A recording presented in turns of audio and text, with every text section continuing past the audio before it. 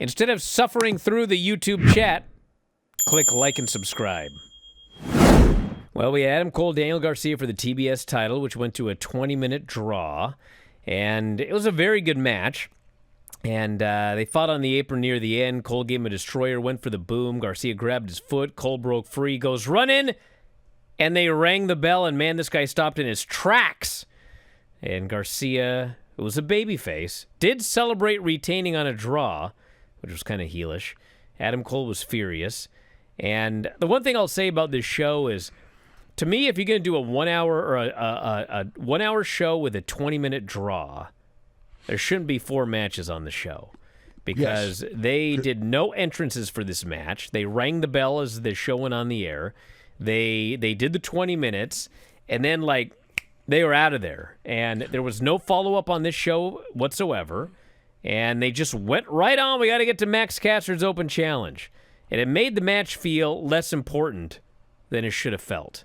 I thought that in both nights, they opened with that audience and they wanted to get right to the ring, and I felt that they should have set it up more. Also, I'm not sure that they picked the right matches.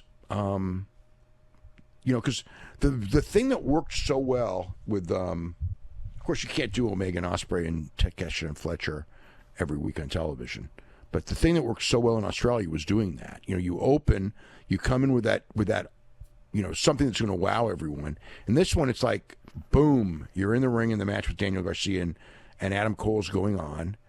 And it's like a championship match. But, again, the key to these shows is that it's not, there's a lot of people who are not regular watchers of your show that are watching. And the one, you know what I mean? And that's what you're trying to attract. That's the whole reason that TNT's putting you there, is the fact that you're a valuable commodity to us. And so we're going to use the fact that there's millions of people watching these NCAA tournament games, and some of them are going to watch the wrestling just because it's on right after. And I think that it did not feel like big time wrestling. And some of the problem was, the crowd wasn't that big. But it just felt like, boom, we're in the ring. There's these guys. I think they needed either like a super special match. I thought they were going to open with the hologram match on night 2, but that's fine that they didn't. But the idea is that you open with something so flashy and so crazy that it's not what people think pro wrestling is, and that's the idea, is to do something where they go, whoa, wait a minute, man, this is really good. Daniel Garcia and Adam Cole was just 2 guys in the ring wrestling. Like, I'm watching, it's like, what's special about this? I mean, the match was good, but it's like, that's fine for wrestling fans, but this show was not booked, especially the first match in both nights, should not be booked for wrestling fans. It should be booked for doing something that will make people go, whoa, whatever that is, whether it's a big angle to promote your pay-per-view, which is probably the thing, or a match where they'll do something that people will just go, whoa, not just, oh, here's a 20-minute draw wrestling match. I mean, they didn't really put over the title or anything like that, or, whatever. The one thing that they did on tonight's show, which I didn't see all of it, and I've seen it on social media as well, they are really pushing this April 16th thing, because April 16th is when they surpass Nitro. And their big thing is that it becomes the longest running primetime wrestling show, because WCW Saturday night was 6 to 8. So in theory, primetime starts at 8. So it was not a primetime show. So this would be the longest running primetime show in the history of the Turner Networks as of April 16th. And it also, as many people have been waiting, I don't see this as a big deal at all. But boy, do I know a lot of people who are just salivating over the idea that they pass Nitro's mark, just because of whatever, Eric Bischoff or whatever. I mean, to me, it's like, whatever. You're not in competition with Eric Bischoff. That thing died years ago, and this company's going to be a lot more profitable than that one, at least for the next 3 years.